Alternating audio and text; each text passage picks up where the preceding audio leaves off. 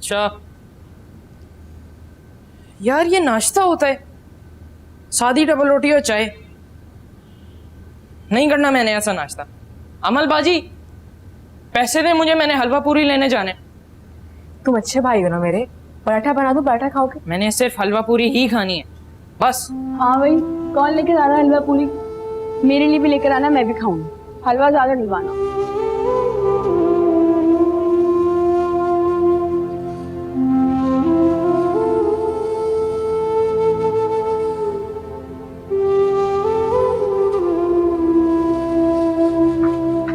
मिकाल, मिकाल, मिकाल, उठो बेटा।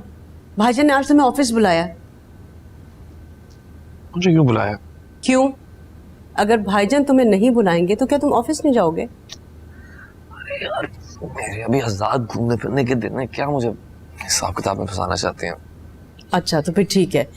वो जो तुम बड़ी बड़ी बातें करते हो ना कि मैं जिंदगी को अपने स्टाइल से गुजारूंगा, ये चाहिए वो चाहिए, सब भूल जाओ। इसका बिजनेस और ऑफिस से क्या ताल्लुक है? ताल्लुक है बेटा। जब तुम्हारे डैड की डेथ हुई थी ना, उस वक्त तुम बहुत छोटे थे और मैं ये सब कुछ नहीं संभाल सकती थी। तो भाईजान ने डिसाइड किया था कि वो इस सारे बिजनेस की देखभाल करेंगे और ये कहा था कि जब तक तुम बड़े नहीं हो जाते और बिजनेस संभालने के लायक नहीं हो जाते तब तक वो इस बिजनेस को देखेंगे। तो बस हमारे जितने शेयर्स थे वो हमने भाईजान को दे दिए। इस तरह से हमारा सारा बिजनेस भाईजान के बिजनेस के साथ मर्ज हो गया। अगर देखा जाए तो अलग से हमारे बिजनेस की कोई हैसियत नहीं है, वो भाईजान के बिजनेस के साथ ही है।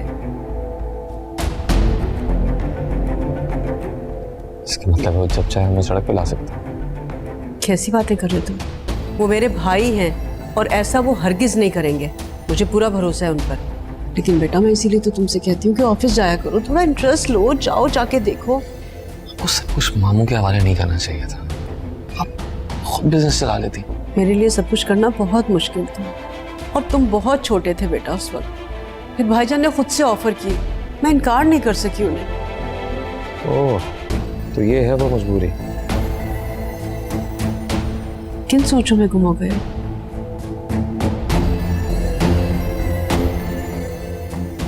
जाता हूँ ऑफिस, कोशिश करता हूँ संभालने की।